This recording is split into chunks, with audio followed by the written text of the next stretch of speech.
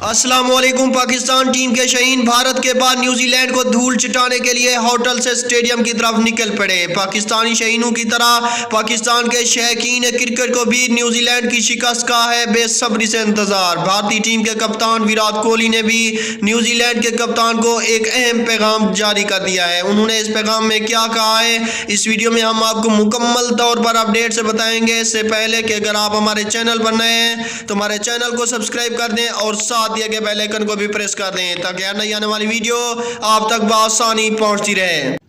Pakistani team کے شہین اپنا بدلہ لینے کے لیے سٹیڈیم کی طرف سے روانہ۔ شہینوں کے ساتھ ساتھ شائقین کرکٹ بھی ہیں بدلہ لینے کے لیے بےتاب۔ پاکستان بامقابلہ نیوزی لینڈ میچ کچھ دیر بعد کھیلا جائے گا۔